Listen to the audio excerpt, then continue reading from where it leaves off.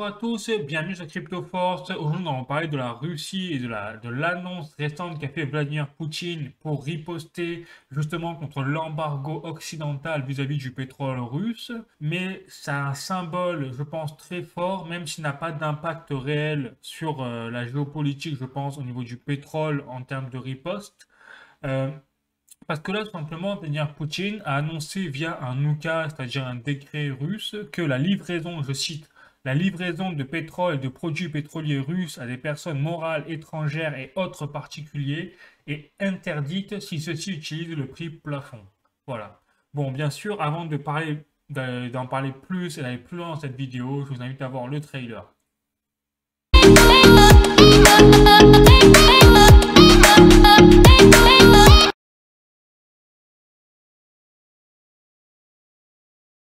Effectivement, la riposte donc n'a pas été longue à venir, puisque je rappelle que l'embargo occidental contre la Russie est rentré en vigueur le 5 décembre 2022.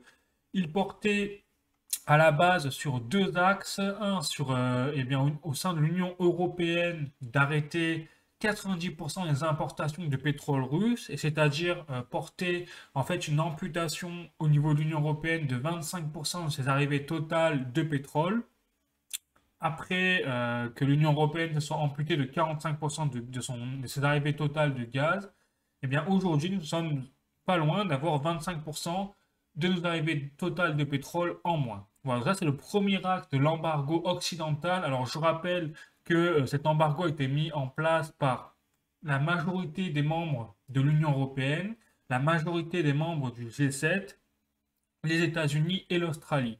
Voilà.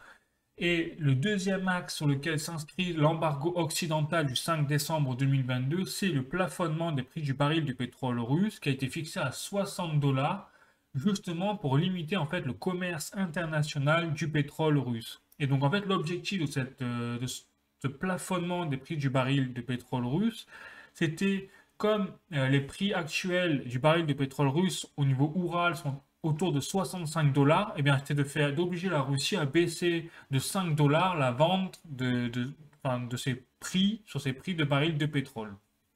Et donc le problème, c'est que comme on pouvait s'y attendre, la Russie, un, ne s'est pas conformée du tout à ces exigences occidentales, mais est allée plus loin en déclarant effectivement via ce décret que tous les pays qui s'amuseraient à plafonner les prix du pétrole russe, eh bien, n'auraient plus du tout d'approvisionnement en termes de pétrole de la part de la Russie. Mais en fait, ça ne change rien parce que, je vous l'ai déjà dit, l'Union européenne a vu 90% de ses importations qui ont été coupées. Eh bien, au lieu d'avoir 90%, on aura sûrement 100% des importations de pétrole russe qui seront coupées. Forcément, ça ne changera pas grand-chose. Si ce n'est peut-être pour la Croatie et la Bulgarie qui ont plafonné les prix du baril de pétrole et qui, elles, vont peut-être vraiment morfler parce qu'elles n'avaient pas le choix à la base et c'est pour ça qu'elles avaient eu une dérogation. Mais comme là, elles ont peut-être plafonné les prix du baril du pétrole russe, eh bien, comme la Russie ne va plus les livrer, je pense qu'on peut avoir une situation inédite en Bulgarie et en Croatie. Mais bon, ça reste à voir.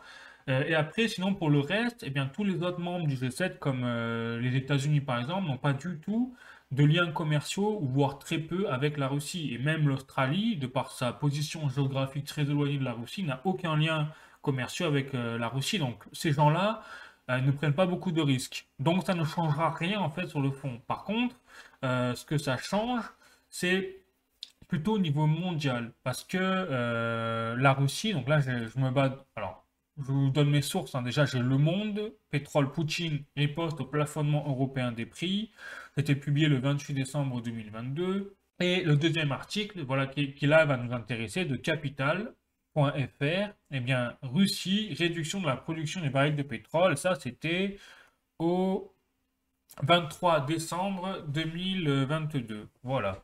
Et donc, effectivement, ce qui est en train de se passer là, et là, c'est beaucoup plus grave encore que le décret de Lucas, là, qui a été signé par Vladimir Poutine. C'est plutôt que pour justement pallier à des conséquences au niveau des arrêts d'exportation de la Russie au niveau de son pétrole vers l'Occident, eh bien, pour la Russie, effectivement, sur le court terme, c'est un coup dur parce que la majorité de ses exportations de pétrole du moins une grande partie, était destinée à l'Occident, enfin, surtout à l'Union européenne. Mais là, vu qu'elles ont totalement arrêté les importations, eh bien la Russie se retrouve avec une production de pétrole initiale énorme, mais sans avoir de clients vraiment en face, à part l'Inde et la Chine, qui certes ont augmenté, ont boosté leurs commandes de pétrole vers la Russie, mais ça ne suffit pas pour eh bien, combler le manque que représente en fait la part de marché de l'Occident. Voilà. Et donc, la Russie, donc, c'est pour ça que la Russie a déclaré qu'elle réduisait de 5 à 7% sa production de pétrole en janvier 2023, parce que de toute façon, elle ne pourra pas le vendre. Elle n'aura même pas les moyens d'ailleurs, même si elle avait des parts de marché, de le vendre, parce qu'elle n'a plus les assurances et les tankers nécessaires, c'est-à-dire les moyens logistiques que leur fournissaient les entreprises européennes. Que les entreprises européennes, avec l'embargo, ont maintenant l'interdiction de vendre leurs services à la Russie. Voilà. Donc c'est pour ça que la Russie a déclaré en 2023, en janvier, on baisse notre production de 5 à 7%, ce qui représente quand même au bas mot entre 500 000 et 700 000 barils de pétrole par jour. Et cela en plus de la baisse de barils de pétrole au niveau journalier de 2 millions qui a eu lieu en octobre 2022 suite à la concertation qui a eu lieu entre tous les membres de l'OPEP+, c'est-à-dire des membres d'une organisation qui produisent et qui exportent du pétrole.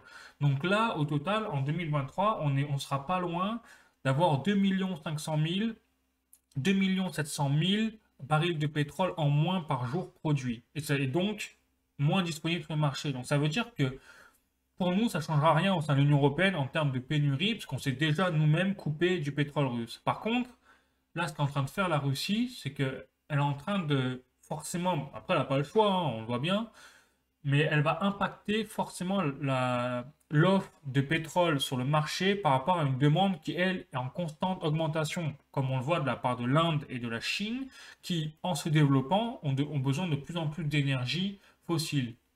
Voilà, et donc ça peut, je pense, poser un vrai problème au niveau du prix du pétrole mondial. Et surtout, nous, au sein de l'Union européenne, on va être impacté parce que bah, déjà qu'on a plus on va avoir une pénurie de pétrole. Alors déjà qu'on a une pénurie de gaz de 45%, on va avoir peut-être une pénurie de pétrole entre 25 et 30% des arrivées totales. Donc on aura forcément un effet d'augmentation des prix à l'échelle européenne. Mais en plus, au niveau mondial, il y a une baisse de la production de 500 000, 700 000 barils de pétrole par jour. Et c'est ça qui est, c'est vraiment par jour qui s'ajoute aux 2 millions de barils de pétrole par jour en moins que dans la concertation de l'OPEP+. Voilà. Donc ça va être inquiétant quand même, parce que ça rappelle un petit peu euh, tous ces phénomènes empilés, en fait les premiers d'un choc pétrolier qui, je rappelle, en 1973 a fait de gros dégâts et a d'ailleurs mis fin à la période des 30 glorieuses d'après-guerre. Voilà. Donc, ce n'est quelque chose qui n'est pas à négliger, surtout dans le contexte économique dans lequel on est. Voilà. Bon, sur ce, écoutez, c'était vraiment une vidéo d'actualité, hein, pour vraiment vous en dire où en est la Russie. Donc, effectivement, on ne s'est pas trompé. La Russie a bien riposté, s'est bien campé sur ses positions.